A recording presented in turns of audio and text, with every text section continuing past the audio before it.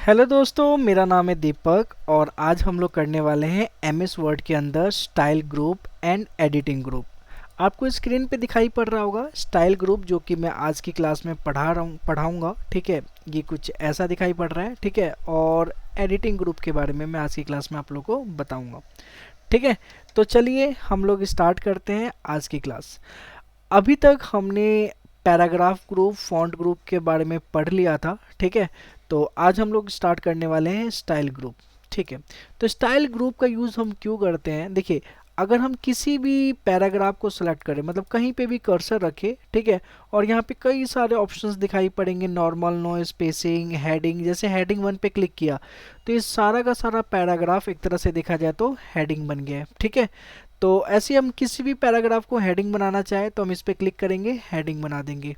ठीक है, तो आप देखोगे इसका कलर वलर ये सब चेंज हो गया है, इसका फॉन्ट साइज चेंज हो गया, बहुत सारी चीज़ें यहाँ पे चेंज देखने को मिलेगी।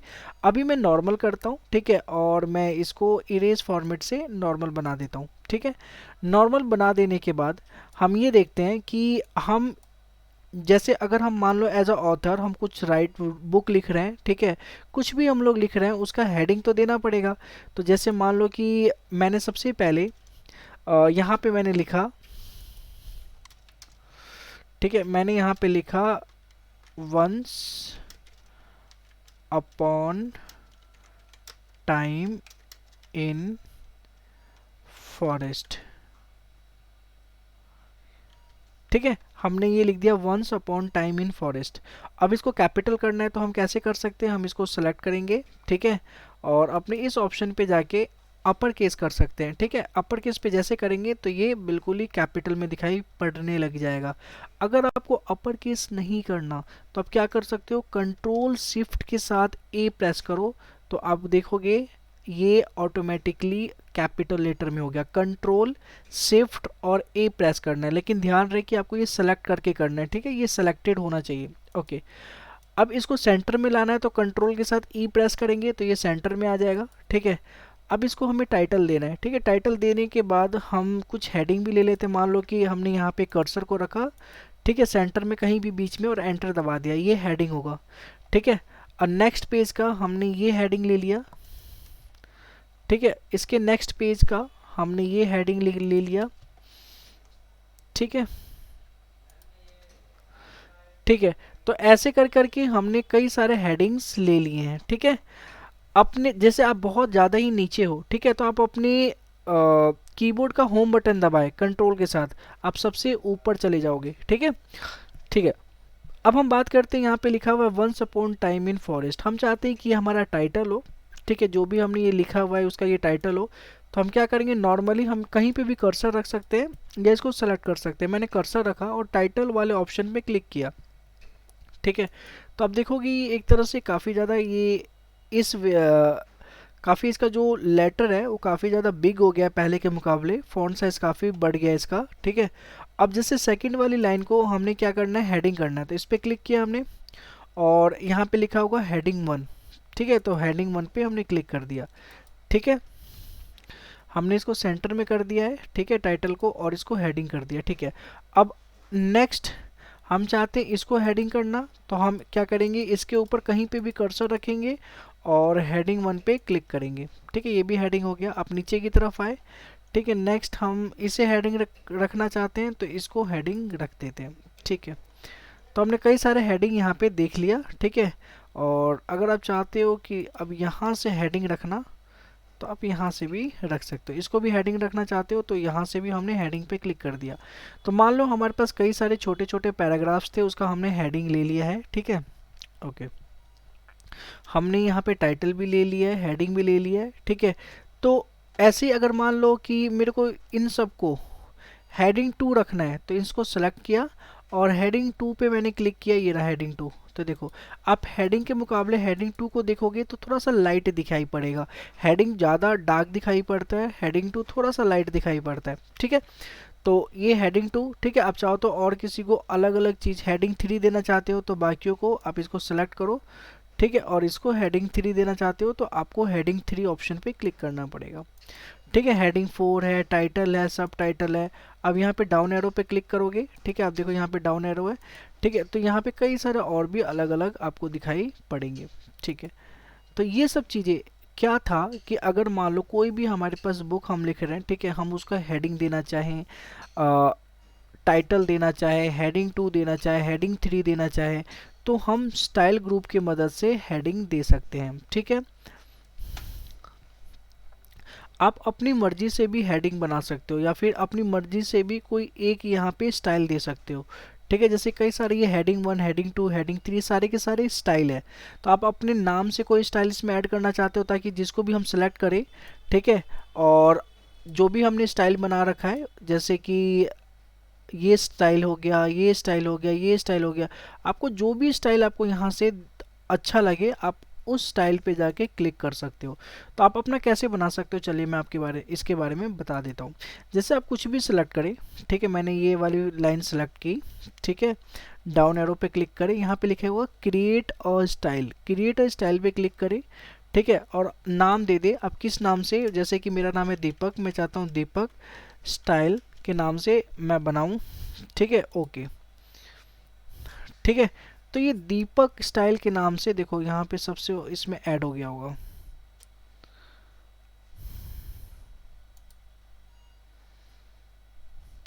सबसे पहले आप दिखाई पड़ रहा है दीपक स्टाइल, इसके नाम से ये ऐड हो गया।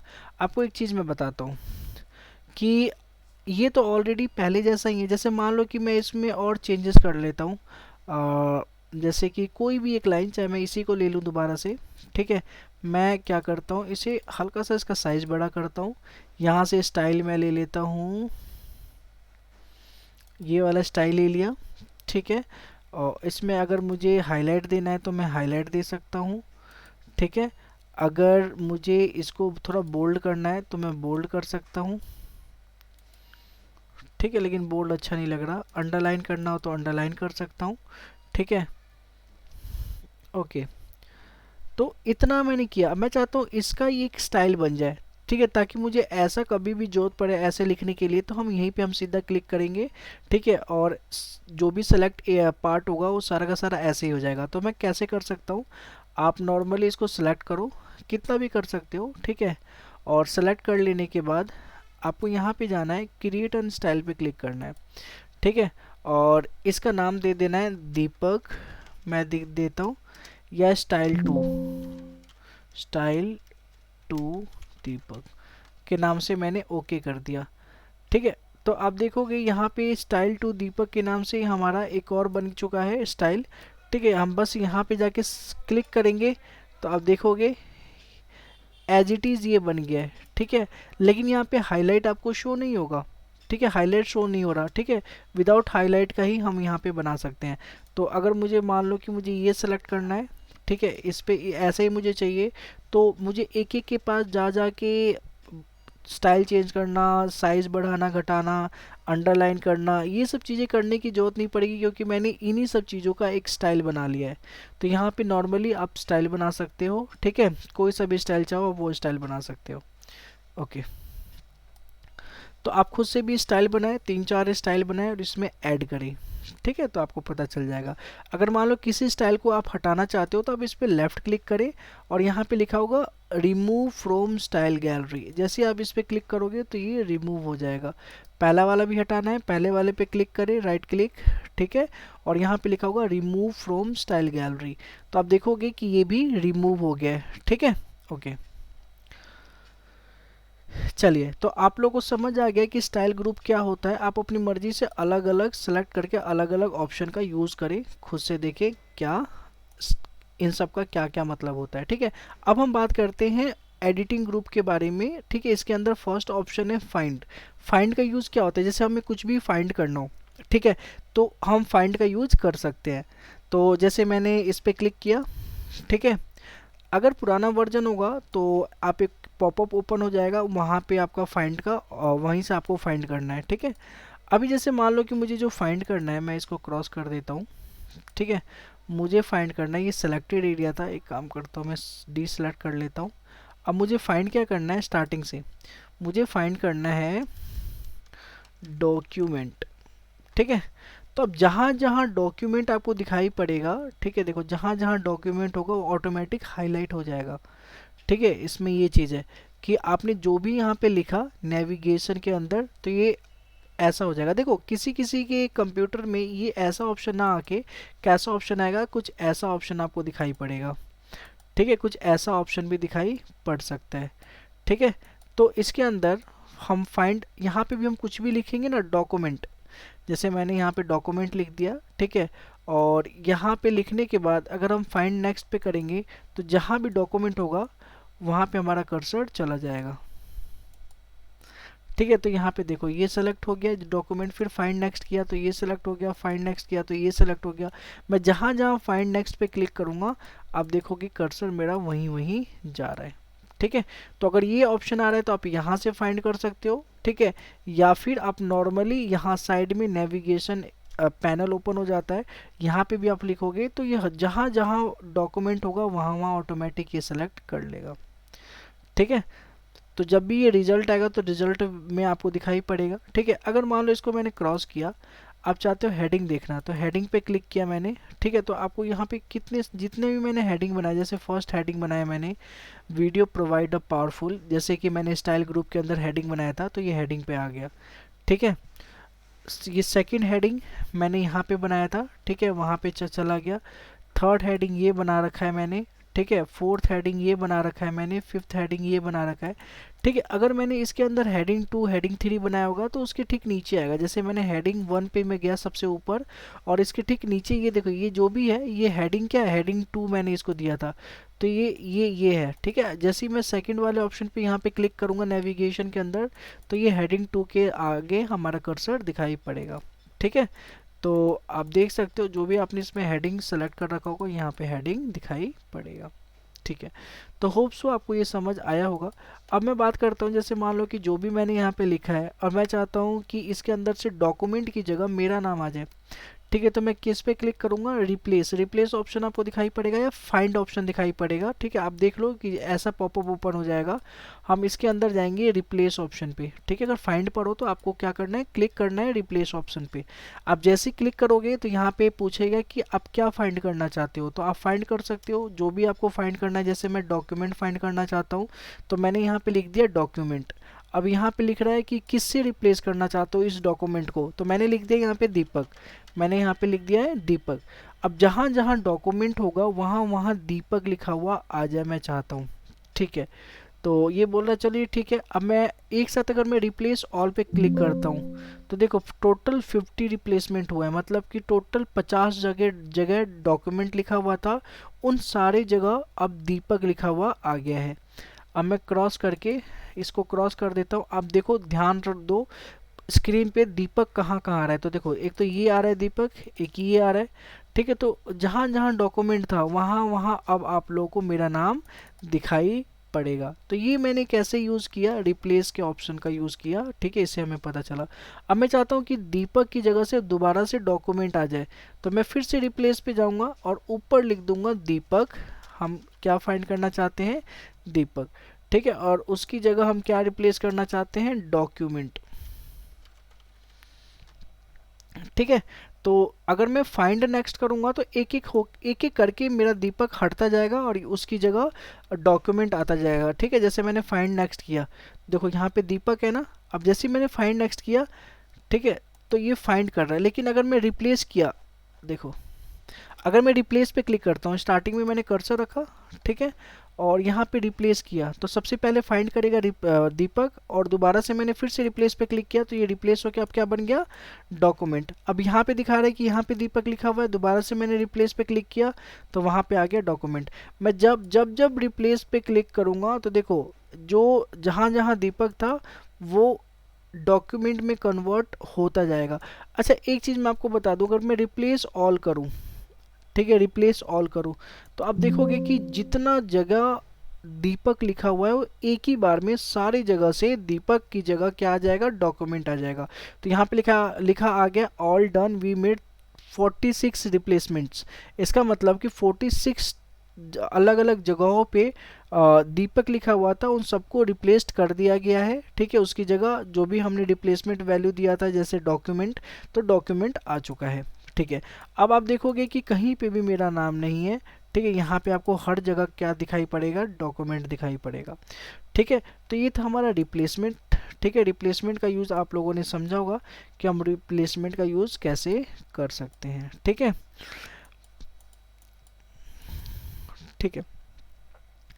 अब हम बात करते हैं ये सेलेक्ट ऑप्शन की। सेलेक्ट ऑप्शन क्या है?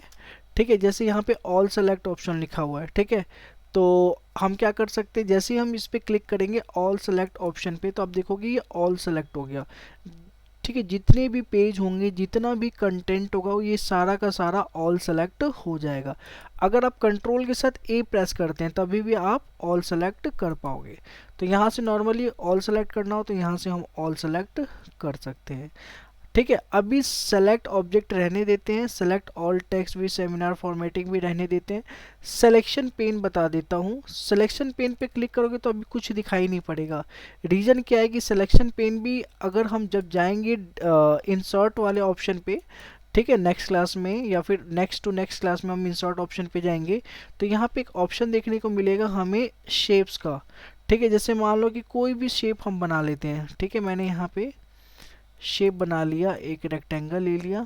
ठीक है, फिर से मैं इंसर्ट में गया और यहाँ पे शेप बनाया मैंने स्टार। ठीक है, जितने भी मैंने शेप बना लिए हैं। ठीक है, अब क्या है कि मैं दोबारा से होम वाले ऑप्शन पे आता हूँ, सेलेक्ट ऑप्शन पे आता हूँ और ये सिलेक्शन पेन ऑप्शन पे आता हूँ। तो जैसे ही मैं इस ऑप्शन पे आऊँगा तो जितने भी ऑब्जेक्ट मैंने बनाया, जैसे कि रेक्टेंगल बनाया, स्टार बनाया, ठीक है, ये सारे के सारे ऑब्जेक्ट हमें यहाँ पे शो करेंगे। ठीक है, इसको हाइड करना है तो यहीं से हम हाइड कर सकते हैं दोनों को। ठीक है,